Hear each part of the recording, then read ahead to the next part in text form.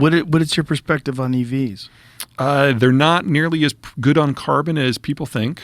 Most of the data that exists doesn't take into the fact that most of this stuff is processed in China, where it's all coal-driven, and it doesn't take into does not take into account the fact that most grids that they run on are also majority fossil fuels, and that extends the break-even time for carbon from 1 year to either 5 or 10, based on what model you're talking on. Cybertruck's far worse than EVs, but the bigger problems, we're just not going to be able to make them much longer. If we really do want to electrify everything, that doesn't just mean EVs, that means the entire system that feeds into the EVs. We need twice as much copper and 4 times as much chromium and 4 times as much nickel and 10 times as much lithium and so on. We have never, ever in any decade in human history doubled the amount of a mainline material production in 10 years, ever. And we need all of this by 2030? No. It's just not technically possible. So how does the government, say, of California, justify these mandates when they're saying something like by 2035, all combustion vehicles must stop being sold in the state of California? Well, let's put the ideology to the side, because I'm not even going to try to explain that. I will give a little bit of defense for California, though, because I do consider myself a green. I just think of myself as a green who can do math, so I don't get invited to any of the parties.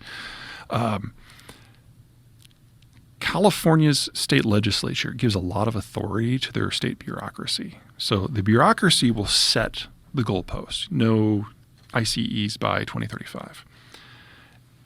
Knowing that the technology doesn't exist, knowing that the supply chains don't exist, but they will set the goalposts.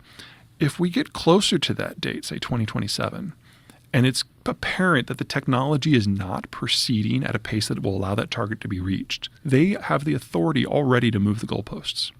And they do this on clean air issues. They do this on toxicity. They've done it on nuclear power. They undoubtedly will end up doing it on EVs. So do you think it's one of those things where there's a bunch of green people who don't do the math? Oh, yeah. And it just sounds great. It falls in line with the progressive ideology. We need to, carbon neutral. We can do this. Everyone go electric. Yeah, and there is a fascinating discussion happening in the environmental community right now because they're being confronted with reality.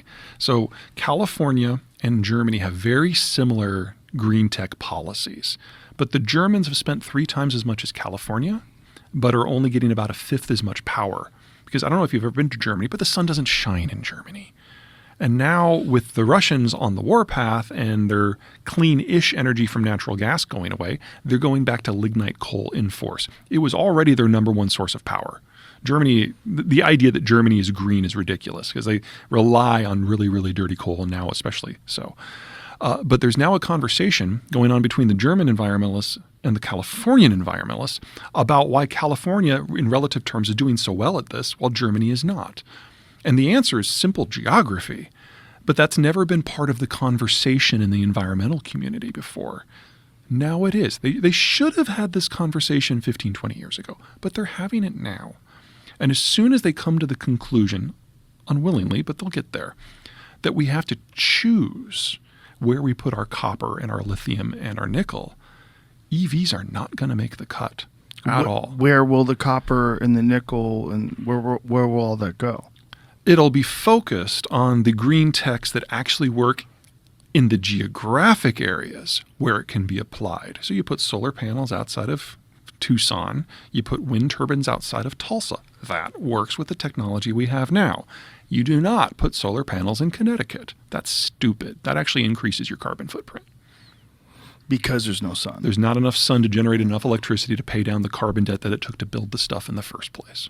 There's an ideology in this country that is we must act against climate change or we will die. And there's a lot of people that haven't done the research and haven't really looked into this and really don't know what the numbers are. And they repeat that over and over again like it's a mantra. It's become a new religion. Yeah. Like I said, I'm a green, so I broadly believe in the science. When you say you're a green, what do you mean by that? Well, I believe that climate change is real, and I believe it's caused by human action, and I believe there are things Some of it, right? The bulk of it. The bulk? Oh, yeah. The bulk of climate change you think is caused by humans? Yeah, no, I mean, the science of it was settled in the 1890s. It's not particularly crazy. Different gases have different albedos and absorption rates. Now, to think that we can predict on a local level what that looks like, we don't have the math for that. We don't have the case studies for that. We do have weather data going back 130 years, which shows some pretty clear trends. We've heated up by about 1.1 degrees Celsius over that time frame, but that has different impacts based on where you are. If you're in the upper Midwest, it's extended growing seasons and gotten rid of some frost. So pretty soon we're going to be double cropping. But if you're in a drier climate like, say, Phoenix or Australia, it's led to wildfires and a breakdown of the agricultural system. So climate change is change. It's not a disaster. It depends on where you are. So why do you think this ideology has been so pervasive, this ideology that it is a disaster, we're all going to die? Well, now we're getting into cultural debates. Yes. So one of the many aspects of modernization is that people become more connected but live in smaller units. Because as you urbanize, you have fewer kids.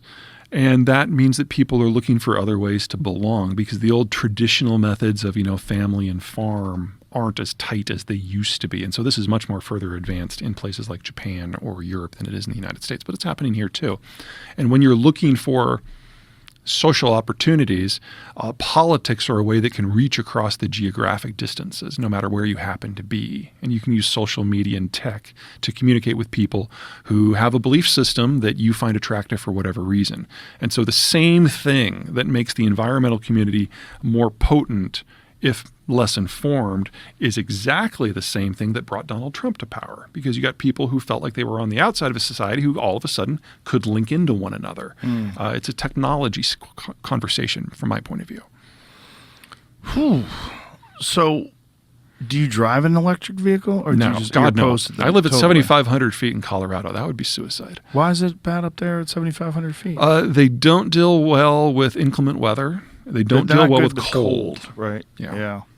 They're fun to drive, though. You ever drive No, them? it's like, no, for people who enjoy it for the driving experience, go for it. Just don't pretend that you're being an environmentalist.